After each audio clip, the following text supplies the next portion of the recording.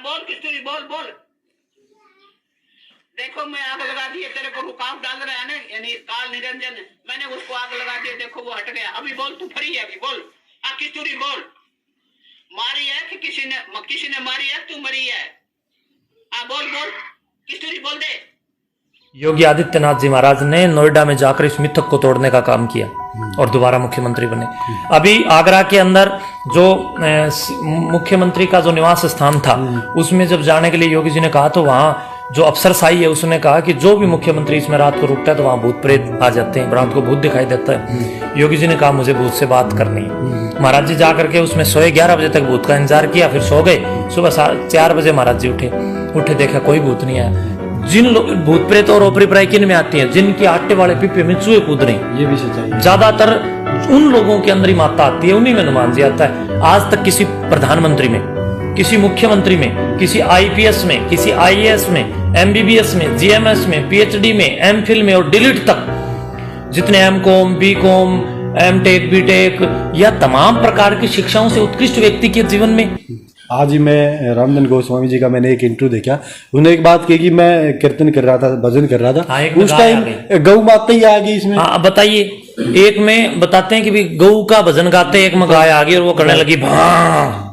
अब बताओ गाय भी आ गई। तो एक बात बताओ, कल को मान लो हम लोग भाई जैसे आज गाय का भजन गाया और गाय आ गई उसमें, तो आप ये देखो कि समाज है, समाज के अंदर तमाम प्रकार के भजन और गायन लोग अपने अपने निर्माण करके बना रहे हैं। इस समाज में जाकर के आपने किसी एक कुत्ते के प्रेम में अगर गाना बना दिया और कुत्ते के लिए आपने कोई गाना गा दिया, तो कुत्ता भी आखड़ा होगा एक में। ये कोई तरीका है? ये भटके हुए लोगों का प्रमाण है। ये समाज वास्तव में भटक गया है। इसके लिए साधु संतों को आगे आना चाहिए और समाज के जो प्रबुद्ध शिक्षित वर्ग, शिक्षक, सैनिक और सन्यासी, इन सब की ये भूमिका जरूरी हो जाती है समाज में। जब समाज इस प्रकार भटक जाता है तो हम सबको सामने आकर के, शिक्षकों को भी सामने आकर के साक्षरता के दर को और साक्षरता के स्तर को बढ़ावा देना चाहिए और लोगों को मानसिक रूप से गुलामी से बचाकर आजादी की तरफ प्रशस्त, आश्वस्त और प्रसंस्कृत करना चाहिए। देखो भाई, बहुत ही अच्छे विचार है हमें जानने को ले। महाराज जी 1 करोड़ रुपए का चैलेंज दे रही है जो सीमा बोल रही है। देखो पहली बात तो उसकी जांच होनी चाहिए, उसके पास 1 करोड़ रुपए कहाँ से आ गए भाई। 1 करोड़ रुपए की अगर वो बात कर रही है तो कहीं ना कहीं 2 नंबर के काम वो लोग कर रहे हैं। दूसरी बात, चैलेंज देने वाले की औकात क्या है? क्या वो कोई वैज्ञानिक है?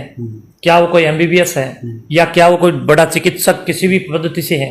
या किसी आयुर्वेद से वो किसी बड़ी उपाधि को प्राप्त किया हुआ है? या कोई शास्त्रज्ञ है, मर्मज्ञ है, जिज्ञासु, पिपासु, कब कब कहाँ कैसे रह करके वो आज किस पद के ऊपर पहुंचे हैं? कोई जागरूक समाज का प्रहरी शिक्षा के नेतृत्व में जीवन को श्रेष्ठ बना करके किसी बड़े पद्धति या पद के ऊपर पहुंचे, उसकी बात को, उसके किसी भी चैलेंज को मैं समझता हूं कि गौर से देखना चाहिए। ऐसे लोग जिनका काम ही अंधविश्वास फैलाना है, उनके क्या चैलेंज होंगे? ऐसे लोग केवल हाईलाइट होने के लिए काम करते हैं। ये बेवकूफ हैं और बेवकूफों से समाज को बचना चाहिए। इनके चैलेंज को कभी भी विशेष रूप से कहीं सीरियस नहीं लेना चाहिए। एक बात तो इसमें सच्चाई महाराज जी की किसी में भी माता नहीं आती, बजरंगबली नहीं आता, लेकिन वो 1 करोड़ रुपए का चैलेंज दे रही है। इस बात का कन्फर्म है कि अगर समाज के अंदर इस बात को रखा जाए तो वो झूठी साबित होगी 100%। अब 1 करोड़ रुपए कहाँ से? मैं बताऊंगा उसका 1 करोड़ रुपए 2 नंबर के कामों से ये लोग लेके आ सकते हैं, लेकिन जिनका आप नाम ले रहे हो, मैं ये भी कहूंगा कि मैं उनको व्यक्तिगत रूप से जानता नहीं और मैं उनका नाम भी नहीं ले रहा हूं।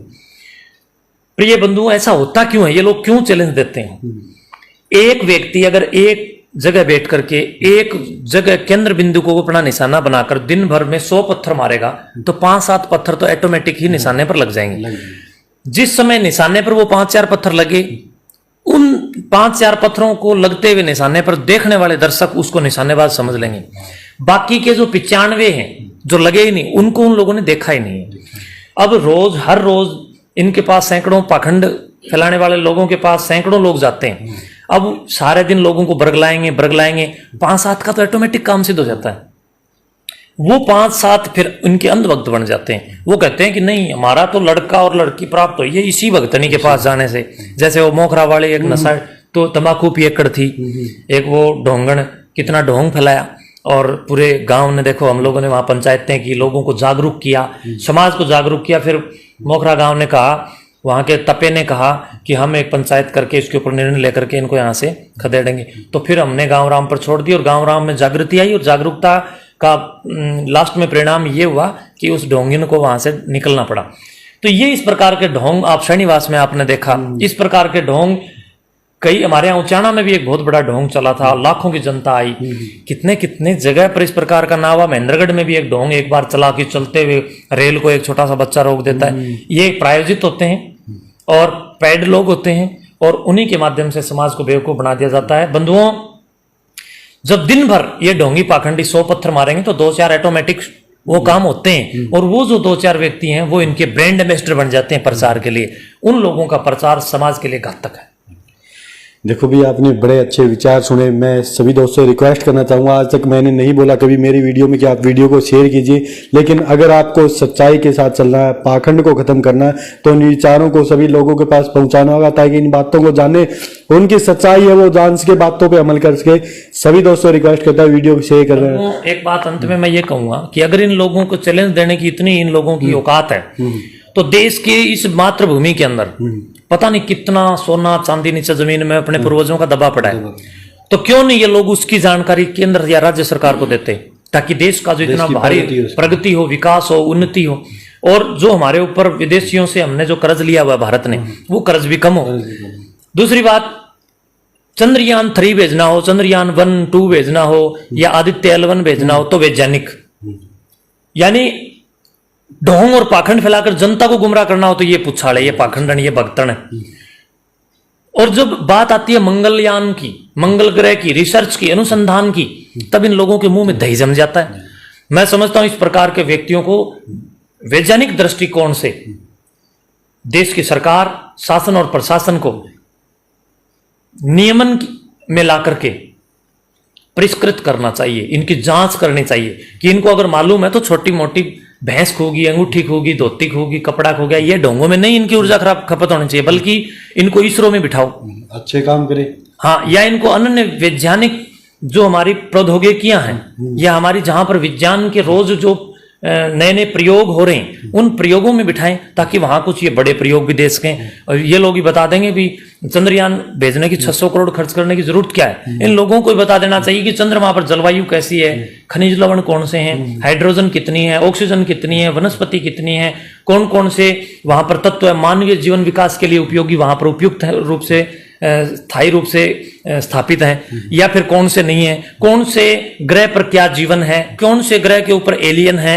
कौन से पर नहीं। इन लोगों से जानकारी जुटा करके वैज्ञानिकों को सरलता हो जाएगी। करोड़ों खर्च करने की जरूरत, तो करोड़ों खर्च करने की जरूरत नहीं है, एम्स हॉस्पिटल बनाने की जरूरत नहीं है, या बड़े बड़े ये जितने हमारे यहाँ पर जो जैसे हमारे यहाँ रोहतक के अंदर एक बहुत बड़ा PGI अस्पताल है, इस प्रकार के अस्पतालों पर समाज का पैसा जो सरकार खर्च कर रही है, फिर वो क्यों खर्च कर रही है? इन पाखंडियों को बिठा दो ना, यही सर्जन बन जाएंगे। लेकिन इन लोगों का उस समय मुंह बंद हो जाता है, इन लोगों का मुंह नहीं खुलता उस समय जब बात वैश्विक और सार्वजनिक समाज और राष्ट्रीयता की साधना और राष्ट्रीयता की सुरक्षा की आती है। जब ये लोग चुप हो जाते हैं तो अब आप समझिए जिन लोग भूत प्रेत और ओपरी प्राय किन में आती हैं, जिनके आटे वाले पीपे में चूहे कूद रहे हैं, ये भी सच्चाई है। ज्यादातर उन लोगों के अंदर ही माता आती है, उन्हीं में हनुमान जी आता है। आज तक किसी प्रधानमंत्री में, किसी मुख्यमंत्री में, किसी IPS में, किसी IAS में, MBBS में, GMS में, PhD में, MPhil में और डिलीट तक जितने MCom, BCom, MTech, BTech या तमाम प्रकार की शिक्षाओं से उत्कृष्ट व्यक्ति के जीवन में जितनी, जैसे सोनिया गांधी या जितनी अन्य हमारी महिलाएं MP MLA, उनमें क्यों नहीं आता? या फिर ट्रंप आया, बाइडेन आए, योगी जी हैं, इन लोगों में, इन क्रांतिकारियों में क्यों नहीं? इनमें भूत प्रेत ओपरी प्राय देवी देवता क्यों नहीं आए? इस प्रकार के मिथकों को योगी जी ने भी UP के अंदर 2 जगह तोड़ा है। एक बार ये वहां अफवाहें फैलाई गई इन्हीं प्रकार के कुछ चालाक लोगों के द्वारा कि नोएडा में जो मुख्यमंत्री जाता है उसकी कुर्सी चली जाती है। परम पूज्य आदरणीय परम श्रद्धे मेरे आदर्श और गुरु गोरक्षनाथ जी महाराज के साक्षात सुपुत्र योगी आदित्यनाथ जी महाराज ने नोएडा में जाकर इस मिथक को तोड़ने का काम किया और दोबारा मुख्यमंत्री बने। अभी आगरा के अंदर जो मुख्यमंत्री का जो निवास स्थान था उसमें जब जाने के लिए योगी जी ने कहा तो वहां जो अफसरशाही है उसने कहा कि जो भी मुख्यमंत्री इसमें रात को रुकता है तो वहां भूत प्रेत आ जाते हैं, रात को भूत दिखाई देता है। योगी जी ने कहा मुझे भूत से बात करनी है। महाराज जी जाकर के उसमें सोए, 11 बजे तक भूत का इंतजार किया, फिर सो गए। सुबह 4 बजे महाराज जी उठे देखा कोई भूत नहीं आया। ये सिर्फ और सिर्फ भूत प्रेत कमजोर मानसिकता, बीमार मानसिकता, संकीर्ण मानसिकता और छोटी सोच, टुच्चू सोच वाले लोगों के ऊपर प्रभावी और कहीं ना कहीं शिकंजा कसने में सफल होती है। मजबूत व्यक्तित्व विकास में भूत प्रेत और प्राय नजदीक भी नहीं आता। जब भूतों की और देवताओं की किसी में आने की आवश्यकता जब थी, जब देश गुलाम था, जब इनमें कोई आ जाता, हनुमान जी एक भगतनी में आ जाता और गदा ठा के सब नछेद देती। तो आप बंधुओं समझो, अब रोटी खा के टुकड़ा इनकी थाली में बच रहे हैं, ये आपको उल्लू बना रहे हैं, आपको लूट रहे हैं, आपकी जेब पर डाका डाल रहे हैं और आपकी औलादों को शिक्षा से वंचित करके इन पाखंडों की ओर डाल रहे हैं। क्या जरूरत है बच्चों को फिर डीएसपी बनाने की, एसपी बनाने की, एसएचओ बनाने की और बड़े बड़े डीसी बनाने की या जज बनाने की? फिर तो पुच्छाड़े बना दो अपने बच्चों को। इनका एक अलग से कोर्स सरकार चालू कर दे, इनसे पुच्छा करा करा के गुजारा हो जाएगा। तो ये सब बेवकूफाना बातें हैं, इनमें ना पड़े, शिक्षा की ओर आगे बढ़े। धन्यवाद। एक बार फिर रिक्वेस्ट करता हूँ भाई, बड़े अच्छे विचार हैं, इन बातों को आप अमल कीजिए और शेयर जरूर कीजिए ताकि इन पाखंडवादियों के पास ये वीडियो पहुंच सके। उन लोगों के पास जो इनके पास जाते हैं, जो परिवार की समस्याएं लेकिन समस्याएं अगर सोल्व होती है तो हमें ही सोल्व करनी पड़ी है। पाखंडवाद के चक्कर में आप पैसे बर्बाद मत कीजिए, देश में पाखंड मत फैलाइए। जय हिंद, जय भारत, जय हिंद। आदेश। धन्यवाद। आपकी टीम यहाँ आई, आपका बहुत बहुत अभिनंदन। समाज के दर्शकों को भी बहुत बहुत स्वागत और अभिनंदन। आपने मुझे अपने मोबाइल स्क्रीन पर देखा, शुभकामनाएं।